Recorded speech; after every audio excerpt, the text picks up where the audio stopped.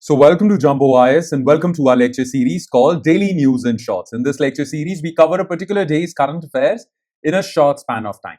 Now you have to revise this lecture just after watching it, okay? Because if you'll just watch this lecture, well, these current affairs would quickly skip your mind.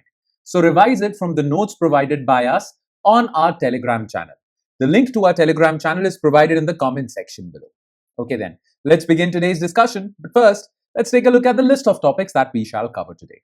Let's begin. So daily current affairs, 13th of November, Thursday, and here is the topics list.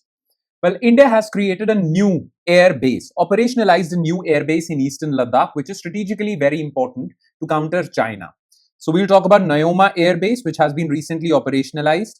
Then we'll talk about National Database for Emergency Management. It was created by ISRO, and now it has been made mandatory for all highway projects if they need approval. So what is this NDEM? We'll talk about this. Then, to support exporters because they have been suffering because of American tariffs, well, government launched export promotion scheme. Now, what is this export promotion mission? We'll talk about this. And in the end, we'll talk about 8 cheetahs from Botswana. You all know that Project Cheetah is going on where we are bringing African cheetahs into India. So far, South Africa and Namibia have contributed. Now, President of India is in Botswana and Botswana has decided to gift 8 cheetahs to India. So we'll talk about this issue as well. Okay. So these are the 4 news items. Let's start discussing them one by one, starting with topic number 1, and that is Nyoma Air Base.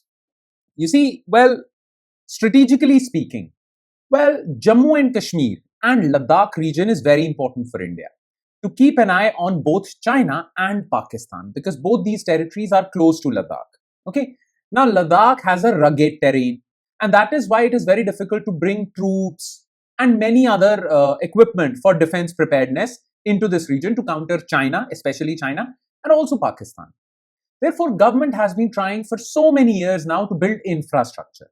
Okay, there have been highways, roads, and now an air base has been operationalized from where aircrafts, fighter jets can take off. And this air base is very close to line of actual control that we share with China. Okay. So this is what we need to know about Nyoma Air Base. So let's talk about Nyoma Air Base and its location and its strategic importance as well. Okay, so let's begin. Nyoma Air Base. So what was in the news? Chief of Air Staff AP Singh inaugurated MUD Nyoma Air Base in Ladakh by landing a C-130J Special Operations aircraft. It is a transport aircraft. Okay. Now this air base is located in Nyoma Subdivision, Leh District, Ladakh, near the southern bank of Pangong So Lake, which is a disputed lake. Okay. And about 30 kilometers from LAC, very close to China, on the northern bank of Indus River. Now, if you can see on this map, well, this is the map, okay? This is the line of actual control, okay? This is the line of actual control, and this star is Nyoma Air Base. So basically, it lies in eastern Ladakh, okay? And as you can see, well, POK is over here, Ladakh, Aksai Chin area of China is over here, and many strategically important infrastructure projects are here. So with the operationalization of this Nyoma Air Base, India's defense forces would be prepared in case of any incursion by Chinese forces. Okay, so this is specifically designed to counter Chinese presence, Chinese military presence across line of actual control. Okay, let's gather some more information about this air base. So it was originally built as a mud-paved landing ground. So it was just a landing ground. It was made up of mud paved in 1962. And later, then after 1962, after Indo-China War, it was, well, abandoned. Then it was reactivated in 2009 when an AN-32 aircraft landed successfully. Following 2020 India-China border standoff, Nyoma ALG, Air Landing Ground, okay, supported operations of C-130J, AN-32 Apache Chinook aircrafts. Okay, Chinook aircraft, Apache helicopters. In 2023, the BRO, Border Roads Organization, began upgrading it into a full-fledged airbase under Project Himang. Okay, completing the 2.7 kilometer paved runway by 2024 at a cost of 218 crore. So this airbase was reactivated, or in a sense we can say revamped, under Project Himang. Now, what is Project Himang? It is very important for you to know. Okay. This Project Himang was launched in 1985. Okay, and the idea is to build infrastructure in Ladakh and parts of Jammu and Kashmir. basically road infrastructure, but now it includes airstrips as well. So Project Himang is basically a project to build infrastructure. It comes under Border Road Organization. Okay, so remember Project Himang for infrastructure in our border areas, especially close to LAC and LOC. Clear? But majorly LAC. This is Project Himang. Now, about Nyoma Air Base. So, if we talk about the geography of the region, why it's difficult to build an air base over there. So, it is situated in a high altitude, cold desert terrain surrounded by rugged mountains and Changthang Plateau. The region experiences temperatures up to minus 30 degrees Celsius in the winters, limiting construction windows. So, there is very little time to construct because temperatures go extremely low. No one works during that time. Lies near strategic valleys like Hanle, Chumar, Demchok with proximity to Kailash Range and Skajung Plains. Again, very close to China. Now, if you talk about its strategic significance, well, enhances India's air mobility and quick response capability along with sensitive LAC with China. So, in case China goes off on a military adventurism against India, well, we can respond quickly. Okay. Then infrastructure milestone symbolizes India's growing border infrastructure strength alongside airfields at Leh, Thois, Kargil, Dolta Beg Goldi is a very important highway, strategic highway along LAC and Phukche. And its geopolitical significance, well, strengthens deterrence, posture, ensuring sustained dominance in that region and surveillance across Indus-Pangong-Hanle corridor. Okay, so this is all you need to know as far as the strategic importance of this particular airbase is concerned. Okay, now let's quickly shift our focus to second news item, and that is National Database for Emergency Management.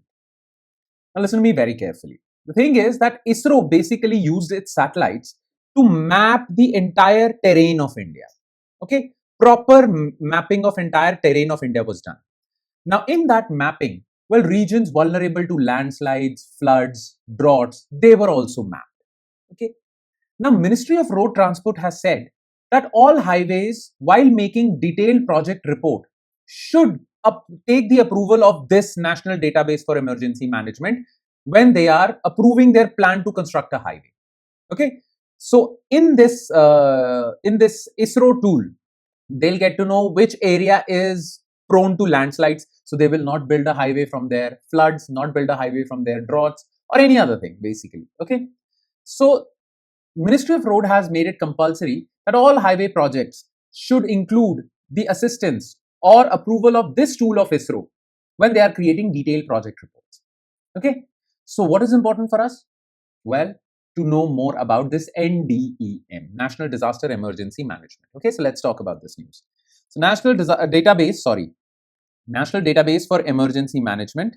Okay, so what was in the news? Ministry of Road Transport and Highways has made it mandatory for all DPRs of the highway projects to include analysis using National Database for Emergency Management. Now this NDEM is a geospatial platform created by ISRO under the guidance of National Disaster Management Authority. Simple. Okay. Now more about NDEM. So it is a geospatial platform developed by ISRO under the guidance of NDEM. Okay. Which organization of ISRO created this? National Remote Sensing Center, which analyzes the data from all the remote sensing satellites. Now, special features of this NDEM. Multi-hazard coverage, provides data on floods, earthquakes, landslides, droughts, cyclones. Okay, so you won't build a highway from there. Digital elevation models, enables terrain mapping for slope and drainage assessment. Okay, land use and hazard zonation. Okay, earthquake zoning is there. Okay, which zones are more prone to earthquakes, more prone to landslides. All of this is there. Then decision support tools. AI-based decision support tools are there when you have to plan where to take this highway from. Basically plan the route of a highway or even the construction engineering also. So this is a very useful tool. Okay. Now what are the benefits of making NDEM compulsory for all highway projects? Well, the benefits are as following. First of all, accurate route planning. Okay. Helps identify flood prone, landslide prone zones before road alignment is finalized. Okay. Feasibility enhancement.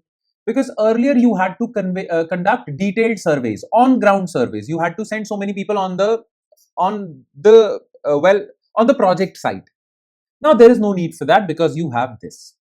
Then risk mapping supports safer and more resilient design of roads, bridges, and tunnels, and disaster mitigation. If you will consult this tool to create highways, well, you can prevent future disasters. So this is there. Yes, very simple. That's about it. Now let's talk about the third news item, which is again very important, and that is export promotion mission. Now look, Donald Trump has applied tariffs on India. These are very steep tariffs, 50%, that's a lot. Now because of this, many exporters in India are suffering. And for that, to help them out, government has approved, recently Union Cabinet has approved export promotion mission to provide them some life support, okay, especially in a hostile global environment. So government is supporting exporters so that they can bear these tariff wars. Okay, so let's talk about the details of this export promotion mission. Simple? Okay. So export promotion missions. What was in the news? Union Cabinet approved EPM with a budgetary outlay of 25,060 crores. The move assumes significance at a time when India's exports are facing penal 50% US tariffs. Okay. Additionally, the cabinet also approved the expansion of credit guarantee scheme. Credit guarantee scheme. Okay. Now, credit guarantee scheme means, well, the government is going to take guarantee for any exporter who is going to take a loan from a bank. When government gives a guarantee, so for example, I am going to take a loan from a bank. The bank is unsure whether to loan that money to me or not, because bank is unsure whether I will return this money back or not. So government takes a guarantee. If government takes a guarantee that if this person doesn't pay, we will pay, then the bank will give me a loan, plus also give that loan on a lower interest rate, because the bank thinks I am a safe borrower. Now, this facility is being provided to exporters so that they can get easy credit from banks. This is what credit guarantee scheme is. Simple. Now, let's talk about the finer details of this mission. Okay, export promotion mission. So, about EPM, designed to strengthen India's export ecosystem with a financial outlay of this much. And the period of this mission is 2025-26 to 30-31.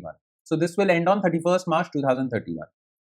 It replaces multiple fragmented schemes with a single digital-driven outcome-based framework. So all the export-related schemes are combined into one. So there is no confusion. Okay. Then, who are going to be the major beneficiaries of this scheme? Well, MSMEs, first-time exporters, labor-intensive sectors like textile sector, leather sector, gems, engineering goods, marine products. Who is going to implement this scheme? Well, Director General of Foreign Trade is implementing agency. But DGFT is working in collaboration with several ministries like Ministry of Commerce, okay, Ministry of Finance, plus various exporting agencies also. So it is, I mean, the leader would be DGFT, but DGFT would be working in collaboration with several departments and agencies, ministries basically. Okay. Now, if we talk about key components of this scheme, then this scheme can be further subdivided into two sub-schemes. So, export promotion mission has two sub-schemes. Okay, what are those? Niryat Protsahan. Okay, Niryat means export. So, this is the financial component. Niryat Protsahan scheme is the financial support. Government will provide financial support, like provides affordable trade loans, finance, interest subvention. Interest rates on those loans would be less. Export factoring, loans, collateral guarantees, credit cards for e-commerce exports. So, this is the financial component of the scheme. Then there is non-financial component where government will support you, but not financially. This is Niryat Disha. So, enhances export readiness through compliance and certification. Certification of products would be made easier. International branding support would be there. Warehousing support would be there. Logistics support, market access support would be there. So, government won't give you any money, but this is a huge support. So, these are the two components of EPM. Here, plus there is credit guarantee. Okay. Credit guarantee scheme for exporters, 100% credit guarantee for exporters, including MSMEs with up to 20,000 crores and additional collateral-free credit facility. So, credit guarantee, okay. Now, that's about it. That's all you know. By the way, in your notes, the objectives of this scheme is also mentioned. The objectives are also mentioned, so do check that out, okay. You can easily understand those objectives just by reading them. That's why I'm not discussing them in the lecture, but they are given in your notes. Your notes are extremely important. Do read them just after the lecture. Okay. All right. Now let's move on to fourth news item, and that is 8 cheetahs from Botswana. So why was this in the news? Well, President of India, Draupadi Murmuji, she was in Botswana. Okay. Now, various MOUs, various agreements were signed between India and Botswana, and they talked about cooperation, friendship, and everything. Okay. Now, as a sign of friendship, Botswana decided to gift 8 African cheetahs to India. Now, why did Botswana do that? Simple. Botswana knows that there is a project cheetah that is going on in India, under which India is repopulating its landscape with cheetahs. Now, Asiatic cheetahs went extinct from India in 1952-53. India does not have any cheetahs. Earlier, it had Asiatic cheetahs. But now India does not have any cheetahs. Therefore, India is translocating African cheetahs from South Africa and Namibia to India. Okay, in Madhya Pradesh, national parks of Madhya Pradesh. Okay, Kuno National Park, Gandhi Sagar Wildlife Sanctuary, all these areas. So Botswana knows about this. So Botswana has decided to gift 8 cheetahs to India so that India can further repopulate its landscape with cheetahs. Okay.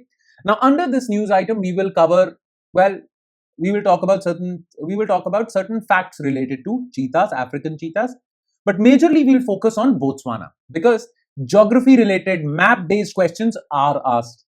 So we'll talk about Botswana. Okay. All right then. So 8 cheetahs from Botswana. So President Draupadi Murmu held bilateral talks with President Duma Bako of Botswana in Gabon today and discussed several bilateral regional global issues. It was announced that Botswana will be donating 8 cheetahs to be translocated in India under Project Cheetah. Now let's talk about Botswana. So this is the geographical location.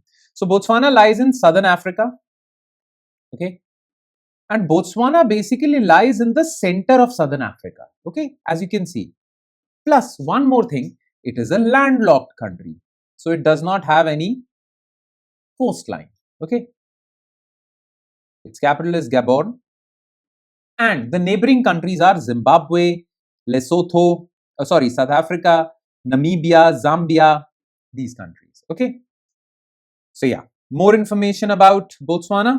It's a landlocked country in southern Africa, roughly triangular in shape, covering 600 miles north, south, east, west. Now, certain more information. It gained independence from the British. Okay, so British colonized it. That is why it is an English-speaking country in 1966 and has since become one of Africa's most peaceful and prosperous nations. Because most African countries are embroiled in civil wars and peace is a distant dream over there, but not for Botswana. Botswana has been peaceful. Okay. It is best known for its democratic stability, wildlife diversity, and conservation-led development. Well, Botswana's leadership has decided to develop its society, but they have also kept environment in the mind. They have kept sustainable development in mind. So it's known for that. Okay. Now, physical features of Botswana. So its geography lies on a high inland plateau dominated by Kalahari Desert, sands of Kalahari Desert. Its climate is semi-arid. Okay, dry, with hot summers up to 34 degrees Celsius and dry winters, frequent droughts. Major rivers draining the Botswana are Okwangu, Chobe, Limpopo. Okay, and that would be all as far as Botswana is concerned. Now let's talk about African cheetahs. Okay, so African cheetahs are classified as vulnerable on IUCN Red List. Remember this part, vulnerable. They inhabit several regions across Africa, including southern, eastern, north Sahel zones. Okay, just below Sahara Desert. So there are 2 major population zones, Southern Africa and Eastern Africa. Southern Africa contains Namibia, Botswana, Angola, South Africa, Mozambique, Zambia. And in Eastern Africa also they are found Kenya and Tanzania. Okay. Certain key facts about African cheetahs. Well, what role do they play in the ecosystem? The cheetah is an apex predator playing an essential role in maintaining biodiversity through regulating prey population and promoting grassland ecosystem health. Threats faced by cheetahs, habitat loss because urbanization is happening. Okay. Human wildlife conflict, prey depletion, the animals that they hunt, their prey, well, they are depleting. Competition with larger predators like lions and tigers. Okay. Conservation programs also focus on habitat restoration, community engagement, human-animal conflict mitigation. That's about it. Okay. That would be all. And with that, we conclude today's session. So thank you so much for watching, everyone. And I'm sure it has added value to your preparation. But it will add more value if you revise this lecture from the notes. So please do not forget to do that. And I shall see you next time with another set of news items. Thank you, everyone.